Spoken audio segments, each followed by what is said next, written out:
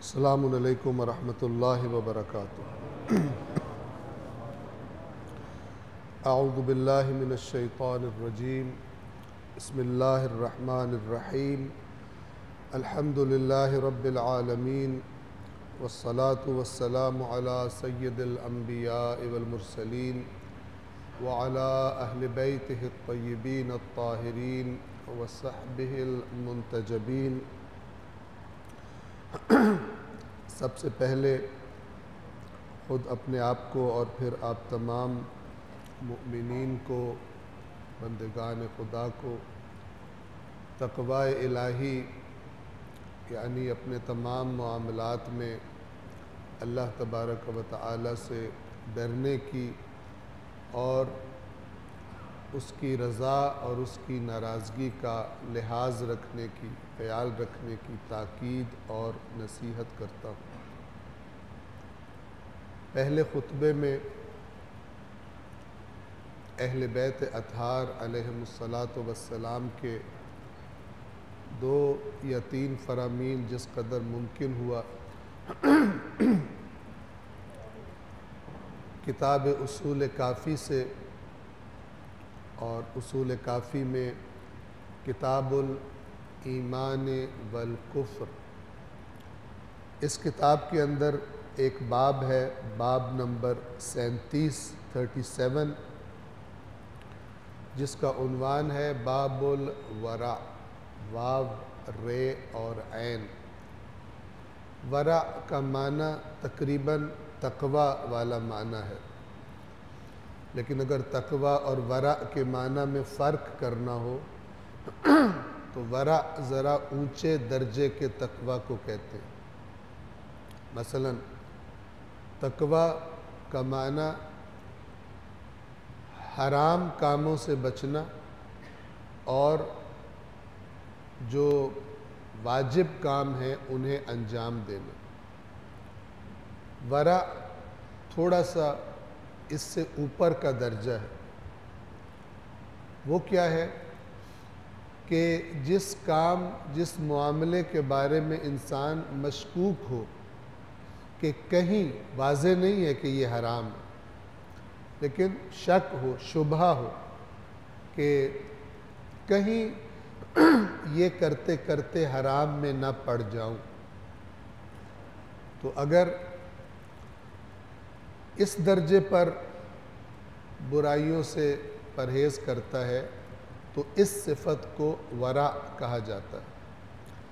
آپ توجہ فرمائیے، میں ان احادیث سے پہلے ایک نقطہ آپ کی خدمت میں عرض کر دوں کہ ہمارے یہاں بالعموم آپ سب کو اس کا تجربہ ہے، ہماری قوم الحمدللہ اس اعتبار سے شاید سب سے آگے ہو کہ جتنا وقت مذہبی محافل میں، خاص طور پر ماہ محرم میں، ماہ سفر میں، ابھی آپ دیکھیں گے ایام جناب زہرا سلام اللہ علیہا درپیش ہے۔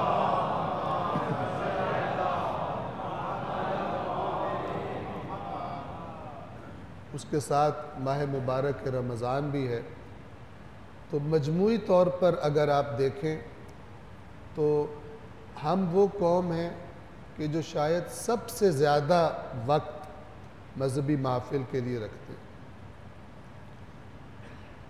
لیکن ان محافل میں کچھ چیزیں ایسی ہیں کہ جو مسلسل تکرار ہوتی ہیں، یعنی ہم بار بار سنتے ہیں کچھ آیات،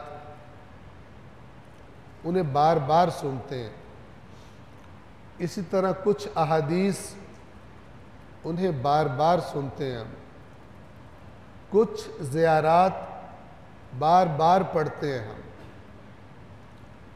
لیکن اہل بیت اطہار کے فرامین کا ایک بہت بڑا خزانہ وہ ایسا ہے کہ وہ کتابوں میں ہی دفن ہے، اور ہماری محافل میں بالعموم ان کا تذکرہ، ان کا ذکر نہیں ہوتا، اور ایک انسان، ایک عام متدین مجالس میں جانے والا، مذہبی محفل میں جانے والا، اگر خود سے کوشش نہ کرے تو شاید ساری عمر اہل بیت اطہار کے ان فرامین کو نہیں سنے گا یا نہیں پڑھے گا کہ جن کو ارشاد فرمانے والی ہستیوں کی سب سے پہلی توقع ہم سے ہی ہے کہ یہ جو ہم رہنمائی انسانیت کی رہنمائی کے لیے جو خزانہ چھوڑ کے جا رہے ہیں، کم سے کم وہ لوگ تو پڑھیں اور اپنی زندگیوں میں شامل کریں جو ہر وقت ہمارے نام کا دم بھرتے ہیں اور جو ہماری ولایت اور ہماری امامت کے قائل ہیں۔ تو انہی چیزوں میں سے یہ فرامین آپ کی خدمت میں عرض کرنے لگا ہوں۔ عرض کیا کہ اصول کافی کتاب الایمان والکفر باب نمبر 37 باب الورع، اس کی حدیث نمبر 6 توجہ سے انشاءاللہ سماعت فرمائیے گا۔ ایک شخص آتا ہے امام جعفر صادق علیہ السلام کے پاس،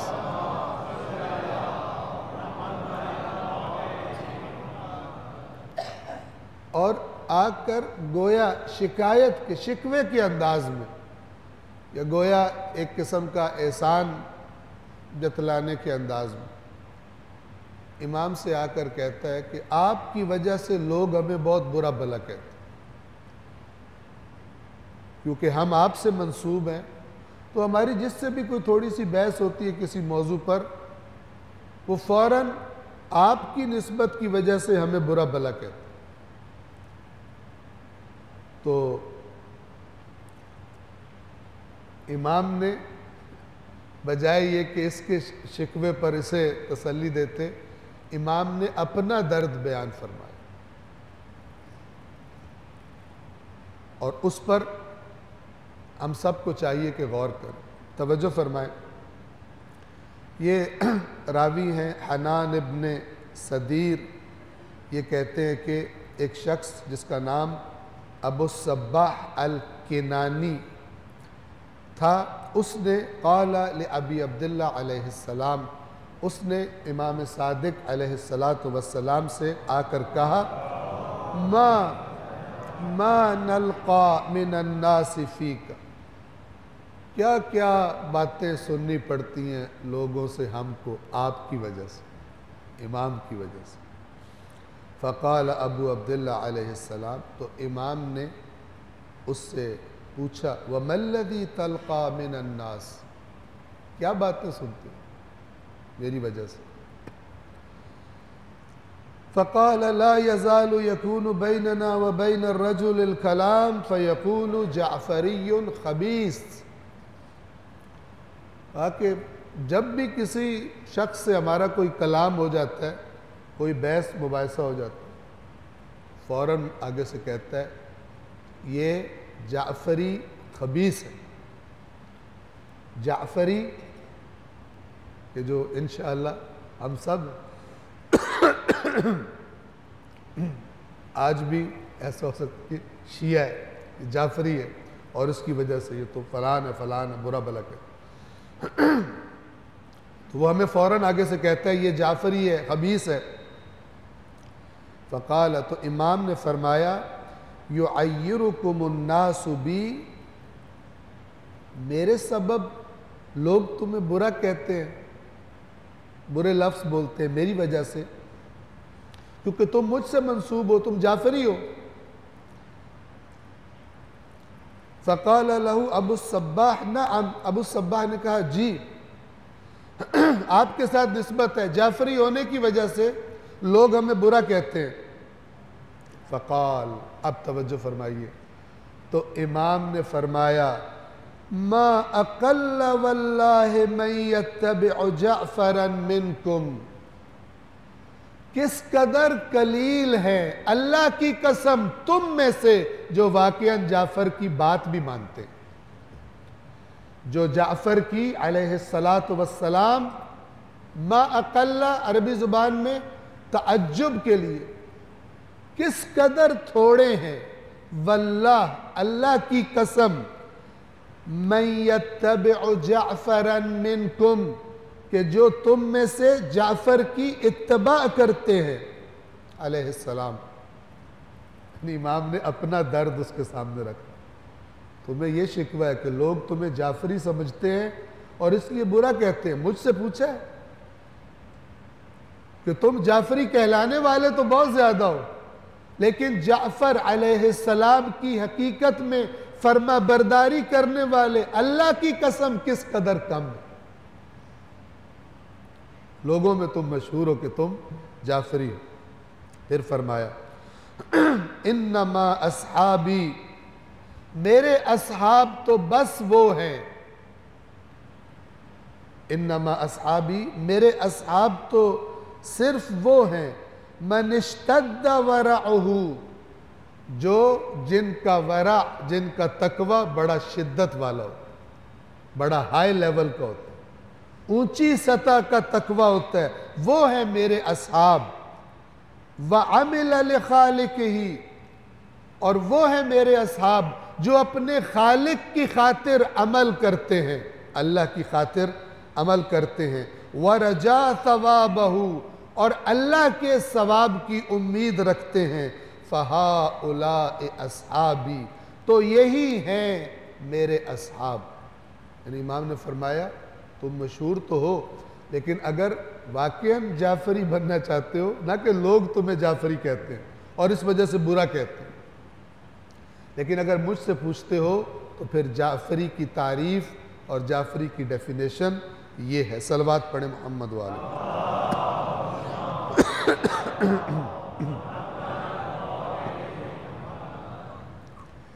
اسی باب کی حدیث نمبر 9، ابی اسامہ کہتے ہیں کہ میں نے سنا امام صادق علیہ السلام کو کہ امام فرما رہے تھے،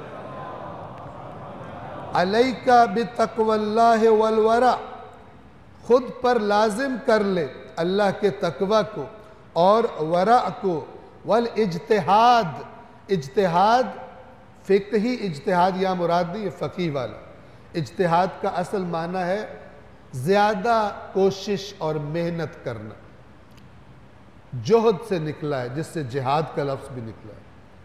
جہد، کوشش، اجتہاد، بہت زیادہ کوشش اور محنت، اپنے اوپر اجتہاد، زیادہ محنت کو لازم کر لو۔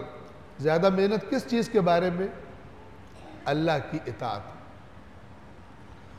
وصدق الحدیث، اور بات کی سچائی، سچ بولو، واداء الامانہ، اور امانتیں ادا کرو، وحسن الخلق، اور اپنے اخلاق کو اچھا کرو، وحسن الجوار، اور اپنے آپ کو اچھا ہمسایہ بناؤ، وکونوا دعاۃ الی انفسکم بغیر السنتکم، اور دعوت دینے والے بن جاؤ اپنی طرف لیکن اپنی زبانوں کے بغیر۔ ان صفات سے تمہارے اندر یہ صفات ہو، لوگ گویا ان صفات سے تم لوگوں کو اپنی طرف، یعنی اپنے مکتب کی طرف، مکتب اہل بیت کی طرف تمہارے اعمال لوگوں کو دعوت دے رہے، یہ خود پر لازم کر لو۔ وَكُونُوا زَيْنًا وَلَا تَكُونُوا شَيْنًا، اور باعث زینت بنو، باعث ننگ و آر نہ بنو، یعنی ایسے کام کرو کہ تم اس مکتب کی زینت بنو، ہمارے لیے باعث زینت بنو، ایسے کام نہ کرو، ایسی صفات نہ رکھو کہ لوگ تمہاری حرکتیں دیکھیں اور ہمارے بارے میں برا سوچ۔ صلوات پڑھ دیں محمد والے۔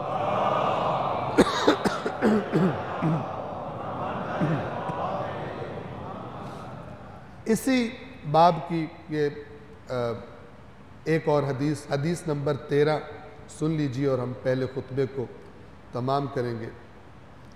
عن ابن رعاب، یہ راوی ہے عن ابی عبداللہ علیہ السلام، امام جعفر صادق علیہ السلام سے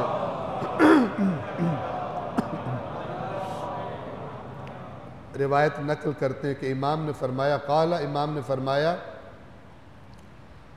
اب ہم نے عرض کیا نا کہ یہ وہ روایات ہیں کہ جو بالعموم نہیں پڑھی جاتی محافل میں بیان، بالعموم شاید کبھی کبھار ہوتی، ایسا نہیں کہ بالکل، لیکن زیادہ تر ہم ناآشنا ہیں، لہٰذا ہمارے ذہنوں میں شیعہ کا تصور، مومن کا تصور بہت زیادہ فرق ہے اس تصور سے جو ائمہ نے اپنے فرامین میں دیے، اور اس تصور سے جو اللہ تعالیٰ نے قرآن کریم میں بتایا کہ وہ دونوں ایک ہی ہیں، لیکن ہمارے ذہنوں میں جو تصور ہے وہ ذرا بھی نہیں بلکہ کافی سارا فرق کرتا ہے۔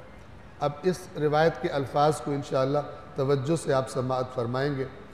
امام نے فرمایا اِنَّا لَا نَعُدُّ الرَّجُلَ مُؤْمِنًا، یقیناً ہم یعنی ہم اہل بیت، لا نعد نہیں گنتے، نہیں شمار کرتے، الرجل مؤمنا کسی شخص کو مومن، ہم اہل بیت کسی شخص کو مومن شمار نہیں کرتے، مومنوں میں نہیں گنتے، حتیٰ جب تک کہ، یہاں تک کہ اس کے اندر کچھ چیزیں دیکھنا، اس وقت تک ہم کسی شخص کو مومن شمار نہیں کرتے۔ اِنَّا لَا نَعُدُّ الرَّجُلَ مُؤْمِنًا حَتَّى يَكُونَ لِجَمِيعِ أَمْرِنَا مُتَّبِعًا مُرِيدًا، جب تک کہ وہ شخص ہمارے تمام حکموں کا فرما برداری کرنے والا نہ ہو اور اس کام کا ارادہ رکھنے والا نہ ہو۔ فرما بردار یعنی جو معاملات اس کو پیش آ رہے ہیں زندگی میں وہ ہماری نافرمانی نہ کرے، ہماری فرما برداری کرے تمام امور میں، اور جو امور اس کو ابھی پیش نہیں آئے ان میں بھی ہماری ہی فرما برداری کا ارادہ رکھتا ہو کہ اگر فلان مسئلہ بھی پیش آیا تو میں اپنی مرضی نہیں کروں گا، اپنا مفاد نہیں دیکھوں گا، ائمہ اہل بیت کا حکم دیکھوں گا کہ ان کا حکم رسول اللہ کا حکم ہے اور رسول اللہ کا حکم اللہ کا حکم ہے۔ جب تک ہم کسی شخص میں یہ صفت نہ دیکھ لیں، حَتَّى يَكُونَ لِجَمِيعِ أَمْرِنَا، ہمارے سارے امر ان کے لیے جب تک کہ وہ متبعاً اتباع کرنے والا نہ ہو، مریداً اور ارادہ نہ رکھتا ہو، ہم ایسے شخص کو مومن شمار نہیں کرتے۔ الا، خبردار، آگاہ ہو جاؤ، وَإِنَّا مِنِ اتِّبَاعِ أَمْرِنَا وَإِرَادَتِهِ الْوَرَعَ، جان لو کہ ہمارے امر کے اتباع اور ہماری اتباع کے ارادے کا حصہ ہے ورع، تقوی، یعنی تمہارے اندر یہ ہو تب تم، میں دوسرے لفظوں میں کہوں، تب تم واقعاً، تب وہ ہستی واقعاً تمہارا امام ہوگا جس کا لقب ہی امام المتقین ہے۔ اپنے اندر یہ صفت پیدا کرنے کی کوشش کرو، لوگ دیکھیں تم میں سے۔ فَتَزَيَّنُوا بِهِ، اس تقوی اور ورع سے خود کو مزین کرو۔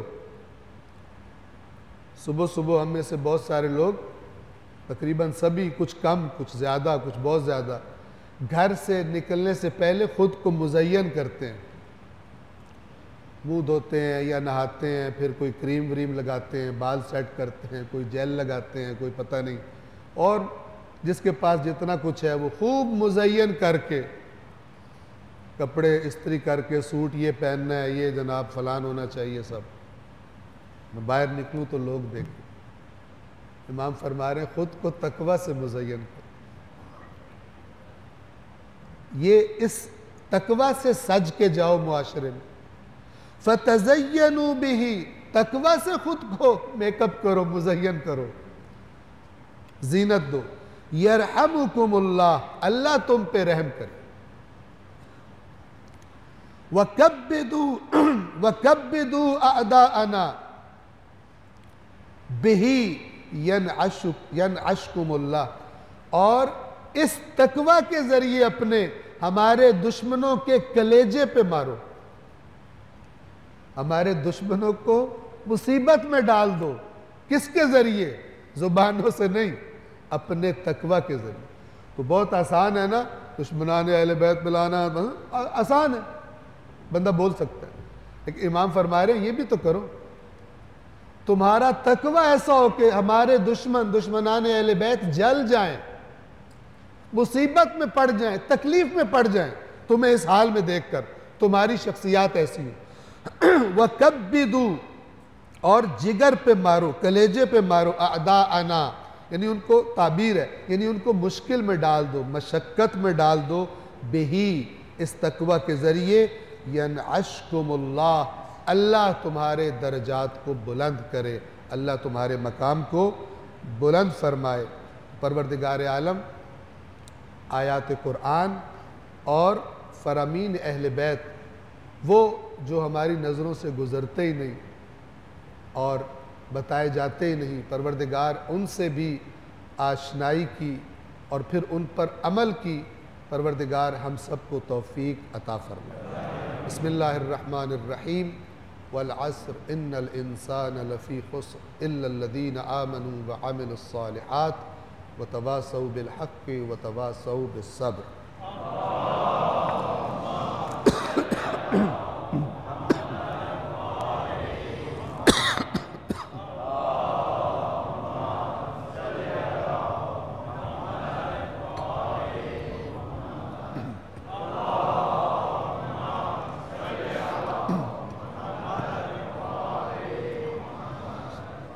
اعوذ باللہ من الشیطان الرجیم. بسم اللہ الرحمن الرحیم. الحمدللہ رب العالمین بارئ الخلائق اجمعین، والصلاة والسلام علی نبیہ وصفیہ وحافظ سرہ ومبلغ رسالاتہ سیدنا ونبینا ابی القاسم محمد.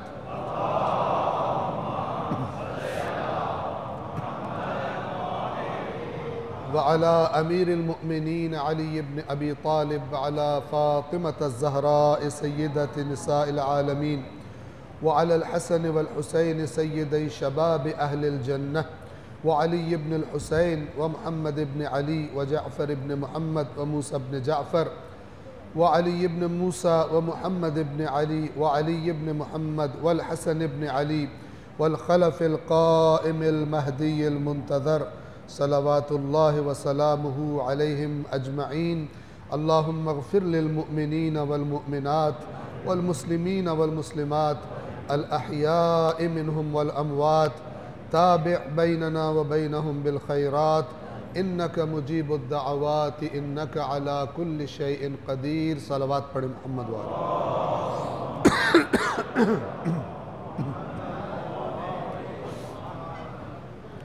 دوسرے خطبے میں تکرار کرتا ہوں، پہلے خود اپنے آپ کو اور پھر آپ تمام مؤمنین کو، بندگان خدا کو تقوی الہی اور زندگی کے تمام معاملات میں اللہ کا خوف اور اللہ کا لحاظ رکھنے. نماز جمعہ میں آنا یاد دہانی ہے. سورہ جمعہ میں اللہ فرماتا ہے فَإِذَا قُضِيَتِ الصَّلَاةُ، جب نماز پڑھ لی جائے، جب نماز تمام ہو جائے، فَانْتَشِرُوا فِي الْأَرْضِ، تو زمین میں پھیل جاؤ، اپنے اپنے کام پہ چلے جاؤ. فَانْتَشِرُوا فِي الْأَرْضِ وَابْتَغُوا مِنْ فَضْلِ اللَّهِ، اور اللہ کا فضل تلاش کرو، یعنی رزق حلال کے لیے کوشش کرو. وَاذْكُرُوا اللَّهَ كَثِيرًا، اور وہاں یعنی کہ یہاں یاد کر لی ہے، اب شام تک یاد ہی نہیں کرنا. وَاذْكُرُوا اللَّهَ كَثِيرًا، کثرت سے اللہ کو یاد رکھو. لَعَلَّكُمْ تُفْلِحُونَ، یہاں تو تم تربیت کے لیے آئے تھے، یہاں تو تم فریش تازہ ہونے کے لیے، اللہ کی یاد کو تازہ کرنے کے لیے آئے تھے. اب جو کارکردگی تم نے دکھانی ہے اس تربیت کی، وہ تمہاری عملی زندگی ہے، اور وہ عملی زندگی تقوی اور ورع کے سائے میں گزرنی چاہیے۔ دوسرے خطبے میں پہلا اشارہ ان ایام کی طرف کہ جن کو ہم جناب سیدہ زہرا سلام اللہ علیہا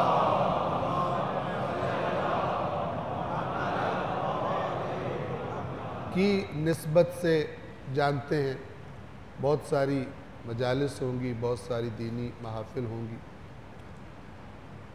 تو کوشش کریں کہ کچھ چیزیں، پھر کہوں گا کچھ چیزیں ہیں کہ جو بار بار تکرار ہوتی ہیں اور وہ ہم جانتے ہیں، لیکن بہت ساری چیزیں ہیں کہ جو تکرار نہیں ہوتی اور ہمیں معلوم بھی نہیں۔ تو ہر معصوم ہستی کا جب دن آئے، چاہے ولادت ہو چاہے شہادت ہو، تو ہمارے گھروں میں کوئی نہ کوئی ایسی کتاب ہونی چاہیے، کم سے کم ایک، زیادہ ہو تو بہت اچھا ہے، کہ جب اس ہستی کا دن آئے یا ایام آئیں تو ہم خود پڑھیں، کچھ اپنے گھر والوں کو، خاص طور پہ اپنے بچوں کو پڑھنے کی عادت ڈالیں، تاکہ صرف سنی سنائی پر اکتفا نہ ہو، بلکہ خود بھی ان کتابوں کو اور ان ہستیوں کی حقیقی سیرت کو پڑھنے کی عادت ہو۔ جب ہم خود پڑھنے والی قوم بنیں گے تو پھر یہ بھی اندازہ ہو جائے گا کہ جو کچھ ہم سنتے ہیں وہ کتنا ان باتوں کے مطابق ہے جو حقائق ہیں، اور خدا نخواستہ بعض باتیں ایسی تو نہیں کہ جو حقائق کے مطابق نہیں ہیں۔ اللہ تبارک و تعالی جناب سیدہ اور ان کے خاندان کے غلاموں میں دنیا اور آخرت میں ہم سب کو شمار فرمائے۔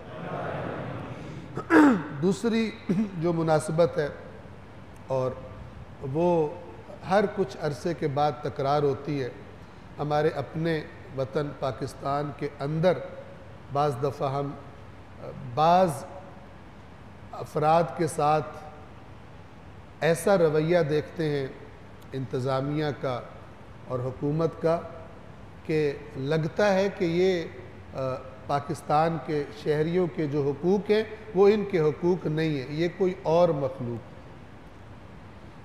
اور یہ زیادتی اور ظلم بار بار ہر کچھ عرصے کے بعد تکرار ہوتا ہے پارا چنار میں۔ ابھی جو لوگ باخبر ہیں وہ جانتے ہیں اچھی طرح کہ راستے بند کر دیے گئے، جو لوگ وہاں پر محدود ہیں وہ آ نہیں سکتے، باہر نہیں آ سکتے، جو باہر سے جانا چاہتے ہیں وہ وہاں پر جا نہیں سکتے۔ الحمدللہ ہمارے پاس ایک طاقتور فوج ہے، قانون نافذ کرنے والے ادارے مجہز ہیں، ایسا نہیں ہے کہ پسماندہ ہوں۔ تو اس سب کے باوجود مٹھی بھر، مثال کے طور پر دہشت گرد جو پاکستان کی سالمیت کے بھی دشمن ہیں، جو پاکستان کی افواج کے بھی دشمن ہیں، جو قانون نافذ کرنے والے اداروں کے بھی دشمن ہیں، اور جو اپنی کارروائیوں میں گناہگار بے گناہ کا فرق بھی نہیں کرتے، ان کو جس طرح قابو کرنا چاہیے اور جس طرح ان مظلوم پارا چنار کے مومنین کو ان کا حق دینا چاہیے، ہمارا مطالبہ ہے کہ یہ حکومت اور یہ انتظامیہ اس کو کرے، ورنہ بالآخر لوگوں کے صبر کی ایک انتہا ہوتی ہے۔ ابھی بھی آپ نے دیکھا ہوگا کہ تنگ آ کر اسپتالوں میں مریض ہیں، زخمی ہیں، دوائیاں نہیں ہیں، اسکول بند ہو گئے، باہر نہیں جا سکتے مثال کے طور پر۔ تو پارا چنار کے جو عوام تھے، مومنین تھے، وہ سارے نکل آئے سڑک پر کہ ہم پیدل چل کر سڑک کھلواتے ہیں۔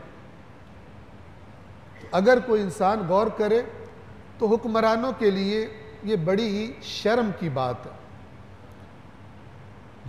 جس کو اللہ تعالیٰ یہ امانت سپرد کرتا ہے، اس کے لیے بڑی شرم کی بات ہے کہ اس کے اقتدار میں لوگوں کو ان کے حقوق نہ ملے۔ اور ایک فرمان مولا علی کا آپ کو یاد ہوگا کہ جب ایک علاقے سے، ان کی حکومت کے ایک دور علاقے سے شامی لشکر نے حملہ کیا اور لوٹ مار کی، اور وہاں پر موجود ایک یہودی عورت کا وہ پاؤں سے پازیب اتار کے لے گئے. جب اس کی خبر پہنچی ان کو تو مولا نے فرمایا اگر یہ سن کر کوئی غیرت سے کوئی اپنی جان دے دے تو وہ قابل ملامت نہیں بنتا ہے. تو اللہ تعالیٰ ہمارے حکمرانوں کو ان کے وظائف ادا کرنے کی توفیق عطا فرمائے. تیسری اور جو آخری مناسبت ہے وہ فلسطین اور لبنان کے اندر جو بربریت اور جو ظلم و ستم جاری ہے کہ آپ سب اس سے باخبر ہیں، اس کی طرف اشارہ کرنا مقصود ہے. توجہ فرمائیں، اس دنیا میں اول سے لے کر آخر تک دو لشکر آپس میں لڑے ہیں.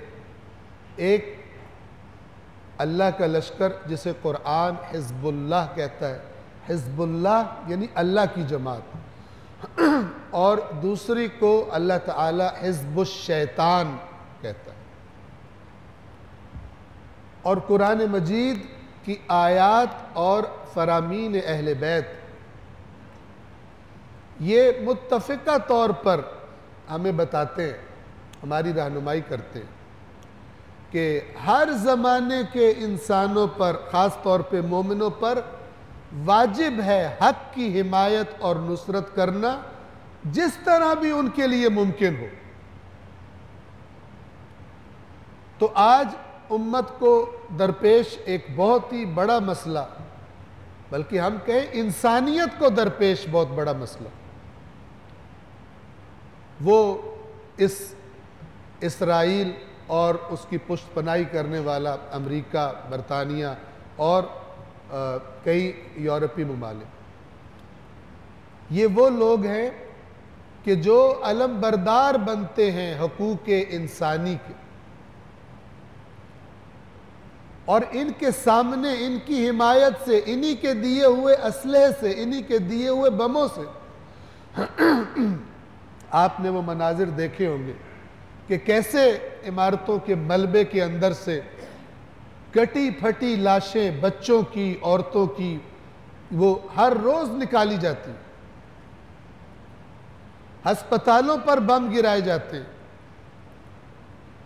وہ نام نہاد اقوام متحدہ کی جو اس قسم کے علاقوں میں امداد کرنے والی تنظیم ہے، اس کو کہا جاتا ہے کہ تمہیں کام کرنے کی اجازت نہیں ہے، تم انہیں کھانا نہیں پہنچا سکتے.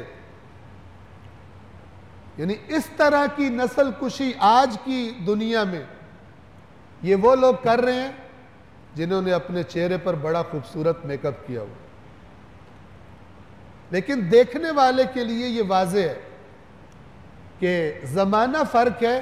ورنہ یہ سوٹ بوٹ میں ملبوس اور بڑے چمکتے ہوئے چہروں والے یہ وہی اسی طرح کے درندے ہیں جس طرح صدیوں پہلے وحشی قسم کے لوگ جب کسی بستی پر حملہ کرتے تھے تو وہاں پر ہر چیز کو تہس نہس کر دیتے تھے. ہم لوگ پاکستان میں ظاہر ہے کہ دو باتیں یاد رکھیں کہ ایک تو یہ کہ ہمیں حتماً مظلوم کی حمایت اپنے مولا کی وصیت پر چلتے ہوئے، اپنے اللہ کے حکم پر چلتے ہوئے ہمیں ہمیشہ مظلوم کی حمایت کرنی ہے. اس مظلوم کے ساتھ مذہب کی بھی قید نہیں ہے. کونا للمظلوم عونا وللظالم خصما، مظلوم کے حامی اور ظالم کے خصم یعنی ظالم کے مخالف اس کے مد مقابل تم نہیں. تو ظاہر ہے کہ ہمارا وہ ماحول نہیں ہے کہ ہم مثال کے طور پر یہاں سے بندوقیں اٹھائیں، اور وہ تب ہو سکتا ہے کہ جب اللہ مسلمان حکمرانوں کو اور حکومتوں کو پھر وہ جرأت اور غیرت دے کہ مثلا وہ اعلان کرے کہ ہم سب جو ہے مل کر، پوری امت پوری قوم یہ کام کرے گی. لیکن اب ہم کیا کر سکتے ہیں؟ ایک جو فوری کام جو حتماً کرے کہ اپنے قابل اعتماد چینلز اور افراد کے ذریعے جب بھی کہا جائے ان مظلوموں کی حمایت یا مدد کے لیے مالی طور پر یا غیر مالی طور پر جس طرح بھی ہو سکے ان کی حمایت اور امداد ضرور کریں تاکہ اسی لشکر کا حصہ ہوں۔ یہ تو فوری ہے۔ اور لانگ ٹرم کیا ہے کہ یہ امت اکٹھی ہو اور وہ شعبے، وہ علم اور سائنس کے شعبے جس میں وہ آگے نکل گئے اور انہی کی وجہ سے اب بدماشی کر رہے ہیں، چونکہ وہ طاقت ٹیکنالوجی کی اور وہ ساری ان کے پاس ہے، تو پھر لانگ ٹرم ہم لوگ کیا کریں؟ ان میدانوں میں اور ان شعبوں میں اپنے ملک کی مثلا تعلیمی حالت اور یہ ساری اس کو بہتر کرنے کی کوشش کی جائے، تاکہ ابھی نہیں تو کچھ عرصے بعد ہی صحیح واقعاً اس ظلم کے خلاف، پوری دنیا کے ظلم کے خلاف اللہ تعالیٰ کھڑے ہونے کی اور اسی طاقت کے لہجے میں بات کرنے کی پروردگار ہم سب کو، اس پوری امت کو، اس قوم کو توفیق عطا فرمائے۔